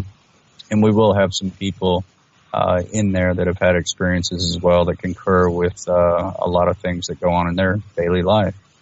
So it can kind of paint a picture of what's going on. But I'm definitely going to have to crowdfund this thing. As hard and as difficult as it may be. I'd love for Netflix to give me a check and they do whatever they want. But, I'm not out for popularity. I'm not out for money. I'm out for the truth and I'm out for helping people, which is why I'm not on stage in ufology today. I'll do talks with people that have the correct morals and the correct idea about what needs to be put out there. And everybody else, I apologize to them, but that's just not the way it should be. The truth, the social stigma, and you have mainstream ufology. I love a few of those guys to death, but a lot of them are marketing campaigners and they just want to stay on top. It's their career. They have to pay their bills. And so they may not be into the most truthful aspects of what's really going on. So, it's really difficult. If you put yourself in that situation, it's really, really difficult. So I think what we're going to do is just crowdfund. I'm about 7 hours away from my investigator. Once we have enough, cash flow coming in, depending on how much, will depend on the quality. But we're definitely going to drive up there, film everything we can, put everything we can on film, edit it, put it together, and ship it out to the American people. It belongs to them. The truth doesn't belong to me. It belongs to everyone else. So I'm not out trying to win a popularity contest. I was lucky to have an investigator in the beginning, and so many people out there did not have that chance and did not get that lucky. So since I drew that short straw, I'm going to own up to my responsibility and make sure it gets out there as truthfully as possible and not dramatized for entertainment value. Are you able to release your videos and films now, or are you now subject to UFO's discretion? Well, it is my case. I can call my investigator and say, I want this and I want that and I want to release it. That would be irresponsible. A closed case is really important. Per se, if I shared 4 or 5 pictures, they ended up on the internet, other people claim them, and all of a sudden my case looks like a lie, So there's so many little things that leaking a case can cause damage to it. So just like the police, they keep it closed down. They study it. They send things to scientists. They send, there's linguists involved. There's so many different things involved when it comes to that. And you really don't want to compromise that kind of effort, just to try to, get popular or show that you're telling the truth. So when will the case be closed? So you can use it in your documentary. Well, the brain scans are going to have to wait because I'm not going to wait any longer. The case will be open soon. He's been working tirelessly on tying up the loose ends. And like I said, as soon as the funding starts, I'm jumping in my car. I'm dropping everything that I'm doing, grabbing my camera, and we're going to get started right away. I think, where are you going? I think it's a really good time for it. It's going to be in Franklin, Kentucky. Oh, in Kentucky. Mm-hmm. Yeah, it's about a 7-hour drive. What if someone wants to be a part of the film? How do they get in touch with you? What if they want to be a subject? Definitely Facebook. Just get a hold of me on Facebook. That's a good way to communicate. Really, there's no other way. Okay. And then, are you going to write a book about this to go with your? I am. Documentary. I am working on it. I do have. I've been talking to an investigative reporter that has expressed some interest, especially after checking into a few things that I've talked about. And you know how investigative reporters do. They don't take your word for it. They investigate it. So everything that I told this person turned up 100% true. It's intriguing. So this person may write the book, but I do. My gosh, I have a ton of information already written down. It just needs to be sorted out and published. You know, it'd be cool if you had your daughter write something too. Absolutely. Yeah, I asked her about that. They're young. They have careers, and I really implored them to not, be a part of all of this. And they're imploring back at me, saying, they're imploring back at me, I'm dad. I want them to have a great life. I'm in my 40s. I can run out there and do this. I can do that now, but they're young. But they're imploring back at me, saying, Dad, it's the truth. We know what we're getting into. And of course we want to help out. So yes, they are going to be part of the documentary. Good. Of course. It's wonderful. Mm-hmm. And then we also have witnesses from 3 different states.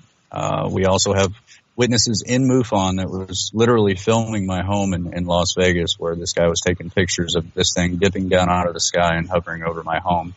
This was completely independent from the other MUFON people in Kentucky. This was a guy from MUFON in a different state, actually picking this up. So there's no way I can cover it all by audio. I think if we spoke 4 to 6 hours, we can cover the whole case verbally. So there's a lot. My investigator sat me down. He said, I want you to look at all these cases and call me back at the end of the week. And I called him back and I said, there's got to be some more, right? And he said, no, these are the strongest cases, And I said, oh my God, I did not want to be that guy. I didn't want to be that guy with that much evidence, and I really clammed up. But at the same time, it's a good thing. We had somebody, when I was staying with Travis Walton and Audrey Hewins, a lot of people would know her from Monsters and Mysteries. Yeah, we know her. Mm-hmm. And, good friends of mine. And we were invited to Jack and Jim Wiener's house from the Allagash abductions. And that was in Vermont. Yeah, I've heard of them. This was a man from the Central Intelligence Agency that took what he felt like the 8 biggest cases in America, invited us all up there to, sit and talk with him. And we were kind of weary at first. And Travis said, what is he going to do? Shoot us? Let's go. So we all drove out there. There was two experiencers that didn't make it. But, the Allagash twins, the Hewins twins, Travis Walton and me. And I didn't think about it until I showed up, met the guy. He seemed like a really nice guy. So the fear is gone. He's human, but I started thinking to myself, how in the hell does this guy know I'm one of the biggest cases in America? There's literally, I have not put any evidence out, no evidence out whatsoever. And when I spoke to him the second day, we stayed up there 3 days. He looked at me, he goes, my friends and colleagues, he said, really know about you, and they definitely know what happened to you. And I said, you've got to tell me who these people are. And he just kind of smiled at me and he said, I can't do that. So later on, I talked to, and just recently, about 3 months ago, I answered my phone. It was ringing, and it was someone that contracted with the Central Intelligence Agency, and he wanted to know about how these things moved, because he's literally working on these space-type engines and stuff like that. And he wanted me to describe how they moved, what color was it, and all that. And he goes, well, first of all, you're definitely telling me the truth. And I said, how do you know that? And he said, well, I've got several, masters in applied physics and everything like that. He said he works on the technology, and he's also heard from people in intelligence saying that I was the real thing. So, you've got these pilots flying over my home, spotlighting me, chasing away these objects, with ties to the Pentagon, United States Foreign Relations, and all this. I mean, you can kind of put it all together. Contacting me is going against plausible deniability. It's not like what you see in the movies. They stay the hell away from you, but they definitely do want to see what's going on. So it's a really odd situation. I wish I could tell you it's like a Men in Black type of thing, but in real life, they don't contact you. They watch you like a hawk. They document everything, and it goes to the Pentagon, United States Pentagon. ATIP is 1 out of 3, I believe, programs that are studying things. It's a USAP, Unacknowledged Special Access Program. That means ATIP doesn't know about the other 2 programs. They are just there to see if there's any kind of threat going on. The other programs, I don't know what they do, but I've caught one that seemed to be in charge of another program, Lieutenant Colonel Dallas C. Wood, following me and my family around, taking pictures of us, taking videos, writing ledgers about everything that I did, work schedule, my hobbies, everything that I did. My neighbor Debbie was a porter for the Lakeshore condos down the streets. She went into this man's room to change his sheets and his soaps and little coffee packets, and saw pictures of me and my children all over his bed with a ledger and all kinds of information.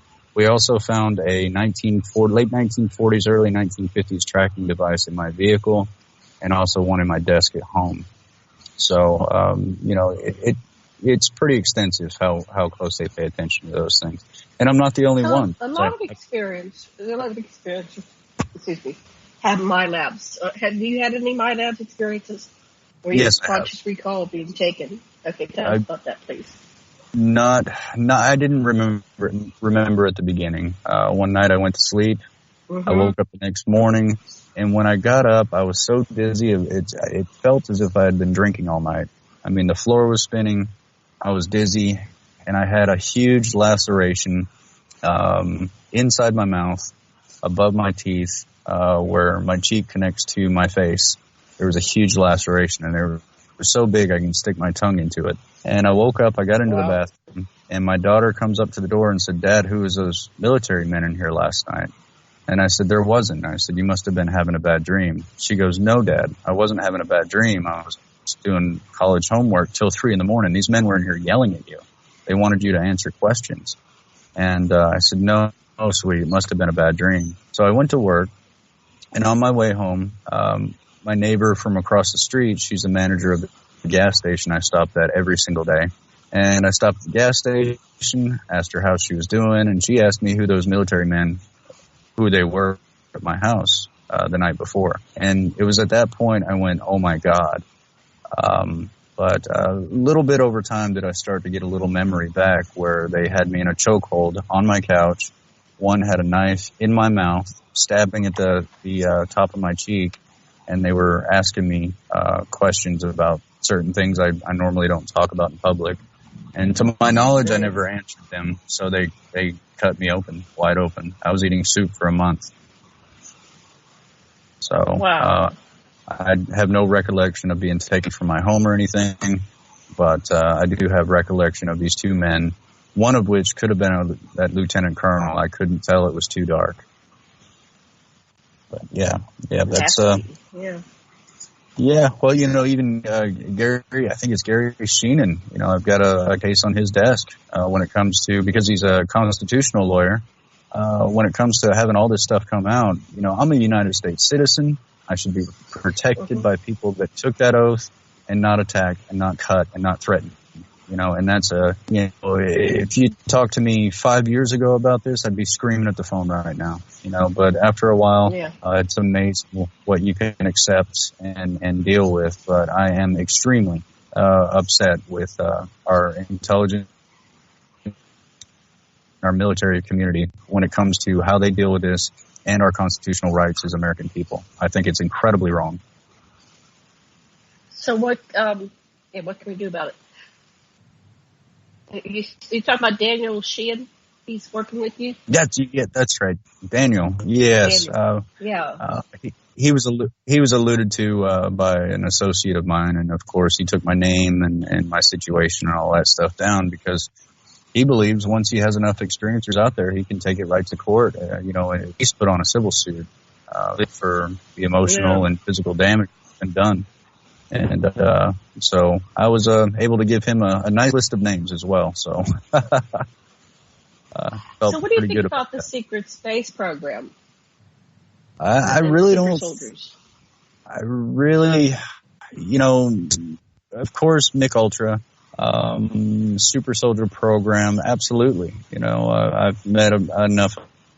But secret space program, I really don't have a whole lot of stock in that.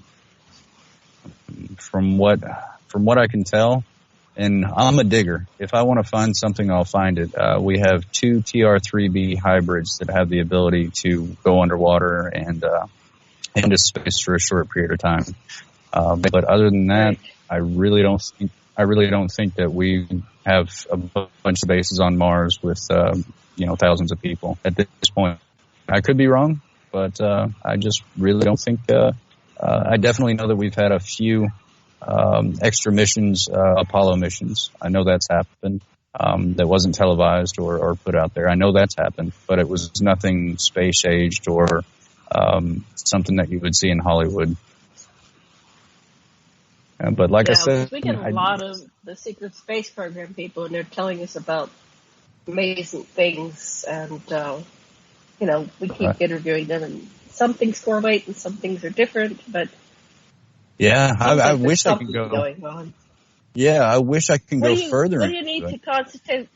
I mean, I've had experiences all my life to back to the crib, but I can't prove much of anything. Right. I'm 65. A lot of my early witnesses are dead now. They don't tend to. With you, that was interesting. You had witnesses, but they didn't tend to do things with me where there were witnesses. Right. So a lot of it was just me. Yeah, these things weren't shy at all. They were not shy. It really didn't matter who showed up. If there was a particular. So I wondered why they wanted everybody to see them. See, that's interesting. The fact that they wanted you to have witnesses.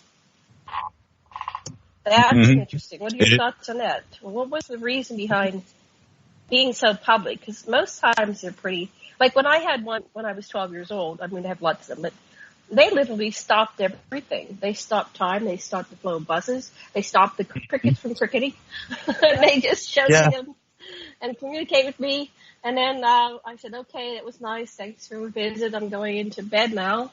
And then as I went to bed, they started up the world again. The crickets started cricketing again, and the cars started coming back down the road. But for the whole time I was there, for 12 minutes, they didn't want a single witness. I go, thank you very much, No witnesses. I always wanted witnesses. I'm jealous of you.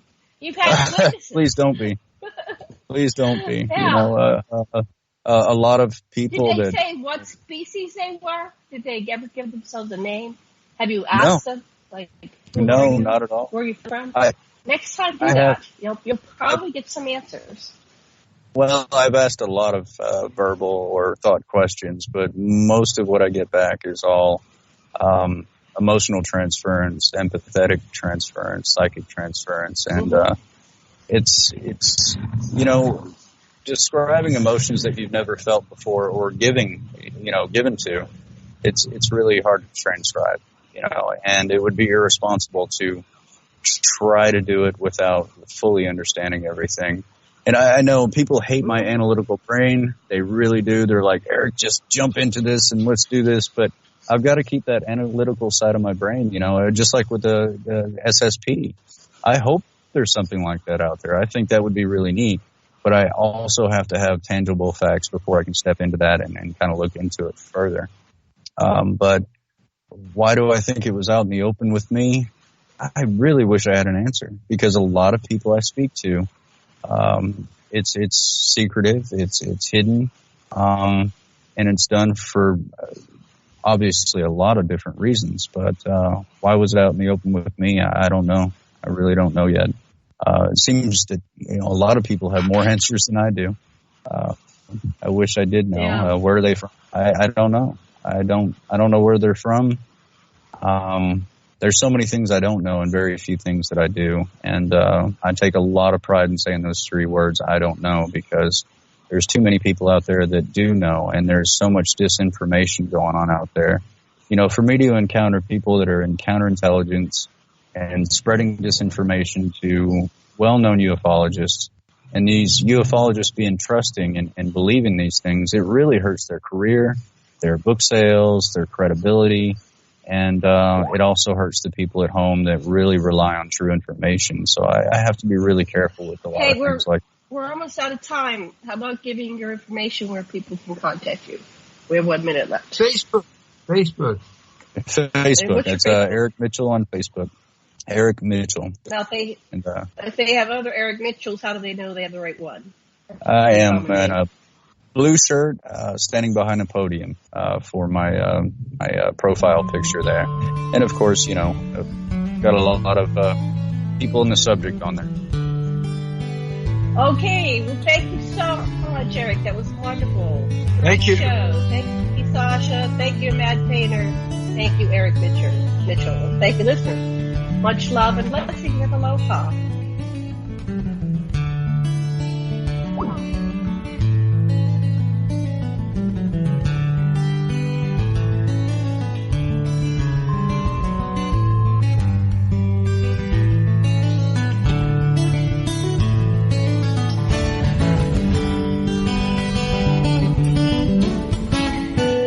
Listen to Revolution Radio at freedomslips.com, and we'll be right back after this message.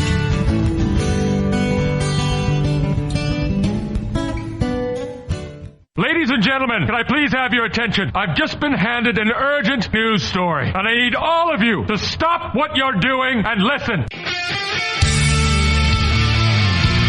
On the go? Still want to listen? Don't have one of those fancy phones with too many buttons. Don't know what an app is? Or you don't even care? Well, we got you here at Revolution Radio. Now you can dial in 24/7 to listen to our shows. We have a number for Studio A and Studio B, and best of all, it's free. Don't forget, your carrier charges for your cell phone provider may apply, though, so check with your cell provider to make sure. So ready? Here you go. Get a pen. Here's the number. Studio A is 712-432-6958, and Studio B is 716-748-0112. Thank you very much for listening to Revolution Radio, freedomslips.com, the #1 listener-supported radio station in the world. Hey everyone, it's Barbara Jean Lindsay, the Cosmic Oracle. If you have questions about your past lives or future plans, need answers from the cosmos about your love life or career, or just want to keep your finger on the pulse of the planet, check out my show, The Cosmic Oracle, here on Revolution Radio at freedomslips.com.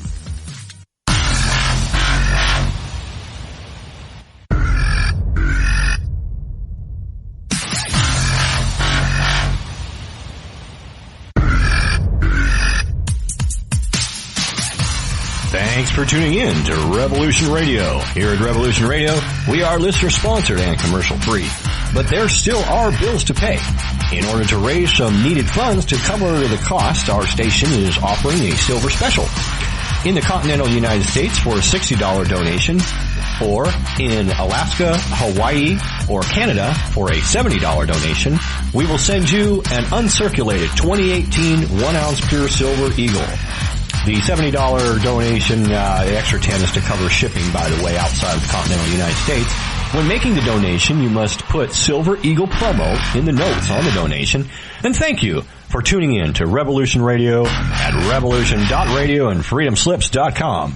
Without you, there is no us. Revolution Radio, where information never sleeps.